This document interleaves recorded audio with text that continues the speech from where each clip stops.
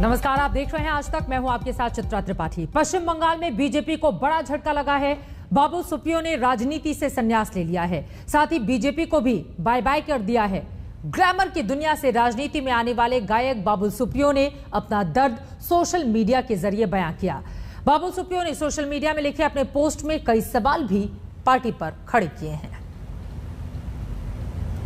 कितने अनजान लोग मिल जाते हैं, इनमें से कुछ लोग भूल जाते हैं कुछ याद। 2014 का पहिया 2021 में घूम गया है। কাপড় রঙালো যোগী মন্দির তলে আসন পাতিল শিলা পূজনেরই লাগি। Playback singer, live performer, television host और एक्टर से राजनेता बने थे बाबुल सुप्रियो। तब बात थी 2014 की। I, Babul Supriyo Baral, do swear in the name of God that I will bear true faith and allegiance to the Constitution of India, as by law. लेकिन 2021 में उनका मन खट्टा हो गया है। 7 साल में ही नेतागिरी से ऐसा जी भरा कि राजनीति को ही अलविदा कह दिया। I, Babul Supriyo, do swear in the name of God that I will bear true faith and allegiance. पूर्व केंद्रीय मंत्री बाबुल सुप्रियो ने अपने मन की बात रखने के लिए सोशल मीडिया का सहारा लिया है। उन्होंने एक पोस्ट में सब कुछ उड़ेल दिया, कुछ दर्द तो कुछ गिले शिकवे, कहीं बीजेपी की तारीफ की तो कहीं सवाल भी उठाए। सोशल मीडिया पर एक पोस्ट में पश्चिम बंगाल के आसनसोल के बीजेपी सांसद बाबुल सुप्रियो ने लिखा, अलविदा। लोगों की सेवा करने के लिए राजनीति में रहने की जरूरत नहीं है। राजनीति से अलग होकर भी अपने उस उद्देश्य को पूरा कर सकते हैं। बाबुल सुप्रियो, जिनको माना जाता था कि अगर पश्चिम बंगाल में बीजेपी की सरकार बनती तो शायद वो मुख्यमंत्री भी बन सकते, लेकिन ऐसा ना हुआ। इलेक्शन भी यहाँ पे हार गए वो टॉलीगंज की सीट पर। और उसके कुछ दिन बाद आज फेसबुक पे ये दुख भरा उनका पोस्ट, जहाँ पे उन्होंने लिखा है कि वो एमपी पद से अलविदा कहना चाहते हैं। लेकिन उन्होंने जो वो शब्द का इस्तेमाल किया है उससे कई सवाल खड़े होते हैं। बाबुल सुप्रियो ने लिखा,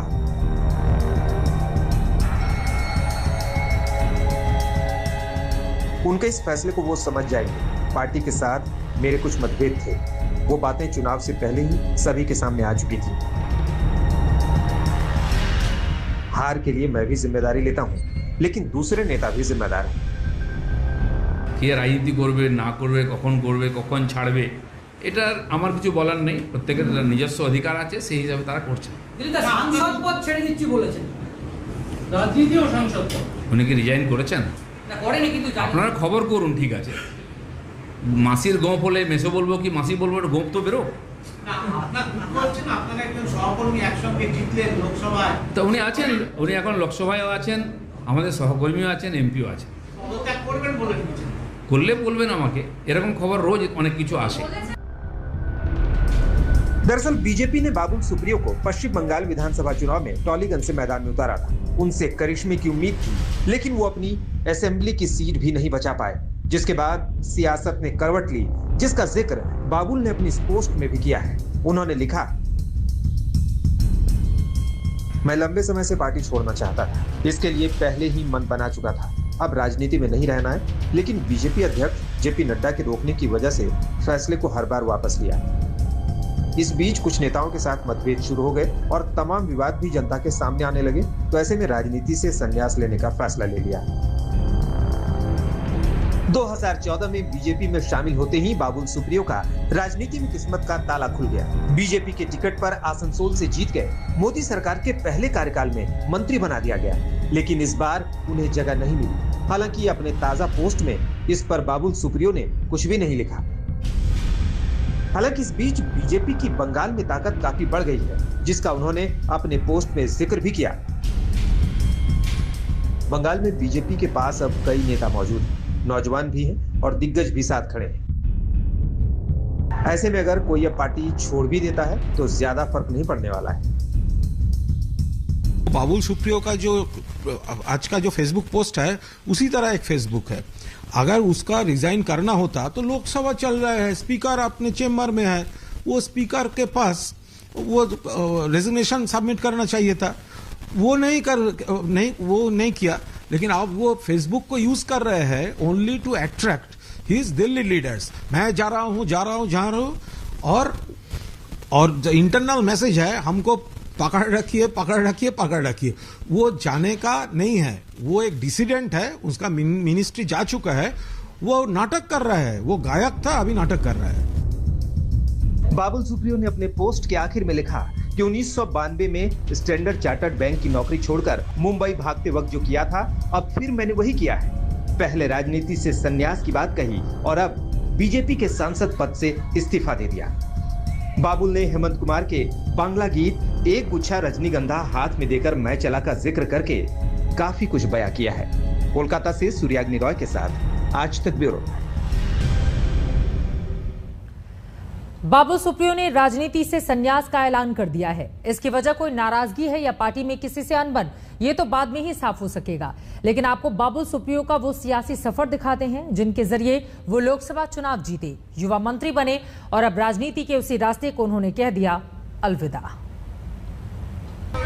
बंगाल में क्या हालत है, हर चीज में जीतने से वो सारी हिस्ट्री जो है बुझ नहीं जाती है, वो सारे कष्ट जो है वो खत्म नहीं हो जाते। जीत की जश्न में बड़े सपने देखना उनका हक है। बस ये वेदर जो है दिल्ली की बहुत अच्छी हो गई है, तो मैं समझता हूँ कि दिल्ली में उनका स्टे अच्छा रहेगा और प्रधानमंत्री जी को भी वो मिल रहे हैं। ठीक 4 दिन पहले बाबुल सुप्रियो ममता बनर्जी के दिल्ली दौरे पर तंज कस रहे थे। दिल्ली के बदले मौसम, बदली फिजा का हवाला दे रहे थे। ठीक 4 दिन बाद आखिर ऐसा क्या हुआ कि बाबुल सुप्रियो की दशा और दिशा बदल गई और बाबुल सुप्रियो ने सोशल मीडिया पर सियासत से संन्यास का ऐलान कर दिया। क्या इसके पीछे किसी बात की नाराजगी है या मंत्री पद जाने का गुस्सा? इन बातों का जवाब तो बाबुल सुप्रियो ही दे सकेंगे, लेकिन उनके इस कदम को समझने के लिए सुरों की दुनिया से आगे बढ़कर सियासत की गलियों में आने, मंत्री पद तक पहुंचने और फिर मंत्री पद गंवाने के सफर को समझना जरूरी है। Babul Supriyo do swear in the name of God. बात साल 2014 की है। नरेंद्र मोदी की अगुवाई में बीजेपी देश की राजनीति में बदलाव का बिगुल फूंक चुकी थी। ठीक उसी दौर में बाबुल सुप्रियो ने खुद को अटल बिहारी वाजपेयी और मोदी का बड़ा प्रशंसक बताया और मार्च 2014 में बीजेपी में शामिल हो गए। बंगाल की धरती पर बीजेपी पहले से ही किसी चेहरे की तलाश में थी। बाबुल की एंट्री से बीजेपी को बंग भूमि पर बल मिला। बाबुल सुप्रियो भी पार्टी की उम्मीदों पर खरे उतरे और आसनसोल से लोकसभा का चुनाव जीत गए। बाबुल को इसी जीत का इनाम मिला और मोदी सरकार में सबसे युवा मंत्री बने। 2019 के लोकसभा चुनाव में भी बाबुल आसनसोल से विजयी हुए और फिर से उन्हें राज्य मंत्री पद से नवाजा गया। लेकिन बदलाव की शुरुआत तब हुई जब विधानसभा चुनाव में बीजेपी ने ताकत झोंकी और बाबुल सुप्रियो को टॉलीगंज सीट से उतारा, जहां उन्हें हार का सामना करना पड़ा। बीजेपी के लिए कहा जा रहा है कि उम्मीदवार मिले नहीं, इसलिए सांसदों को उतार दिया मैदान में। तृणमूल को बोलिए ना अपना business, let them mind their own business. We have a mind and we are doing our business, let them do their own business. हम अगर बंगाल के भूमिपुत्र है, भूमिपुत्री है, अगर पार्टी को ऐसा लगता है कि हम 2019 में चुनाव लड़े हैं और अपने अपने क्षेत्र से बहुत भारी मार्जिन से जीते हैं, अगर बंगाल में जो हमारा लार्जर पिक्चर है, जो लार्जर इंटरेस्ट है, जो मेन मकसद है, उसको हासिल करने के लिए अगर हमें उपयोग किया जा रहा है तो ये तो बहुत गर्व की बात है। लेकिन शायद इस हार के बाद भी बाबुल सुप्रियो को मंत्री पद जाने की उम्मीद नहीं थी। लेकिन 7 जुलाई को जब मंत्रिमंडल से उनका पत्ता कटा तो सोशल मीडिया पर बाबुल का दुख दिख गया था। बाबुल को शायद उम्मीद नहीं थी कि जिस बीजेपी के लिए बंगाल में उन्होंने 7 साल तक पसीना बहाया, उसी पार्टी ने उनका मंत्री पद उनसे छीन लिया। लगातार 2 बार केंद्र में मंत्री बनना कोई मामूली बात नहीं थी, लेकिन एक झटके में पूर्व मंत्री बन जाना बाबुल को बुरी तरह खल गया। यही वजह है कि उन्होंने अपने फेसबुक पोस्ट में मंत्री पद जाने को भी अपने इस्तीफे का कारण माना है। मंत्री पद से तो इसका लेना देना नहीं है।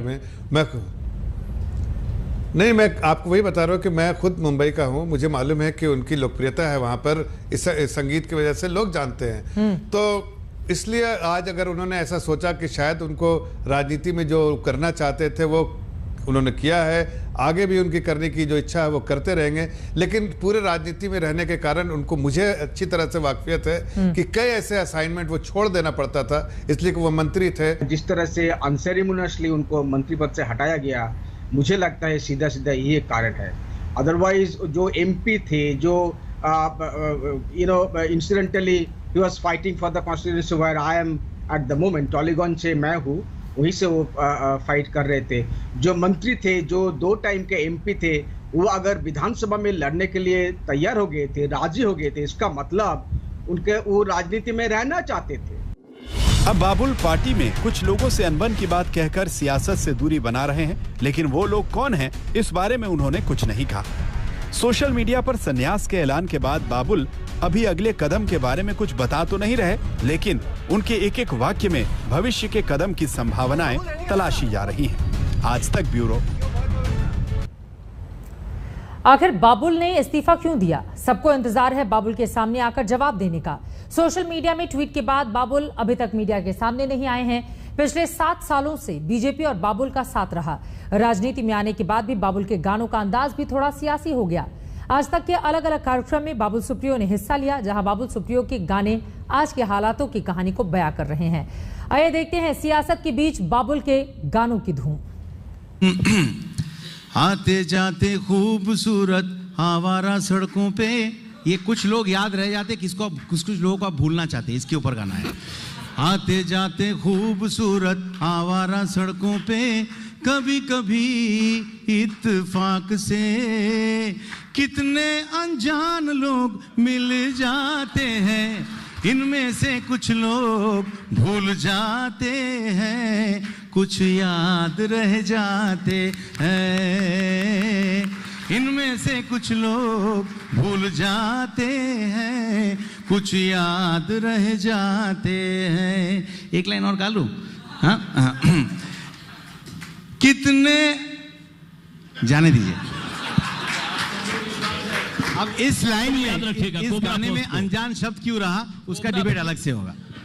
प्यार बांटते चलो, प्यार बांटते प्याज बोलची ना, अरे तुम्हें प्यार बांटते चलो, प्यार बांटते चलो, क्या हिंदू क्या मुसलमान, क्या सिख और ईसाई, हम सब हैं भाई भाई, प्यार बांटते चलो। मैं प्यार बांटूंगा, प्याज बांटते चलो, प्याज बांटते चलो, हे प्याज बांटते चलो, प्याज बांटते चलो, और कहो ना प्यार है, ये लो प्याज है, कहो ना प्यार है, ये लो प्याज है, कहो ना प्यार है, ये लो प्याज है। इसी के साथ एक छोटे से ब्रेक के लिए हम रुकेंगे। खबरदार में आज की हर बड़ी खबर के साथ हम फौरन लौटते हैं रात 9 बजे। आप देखते रहिए आज तक।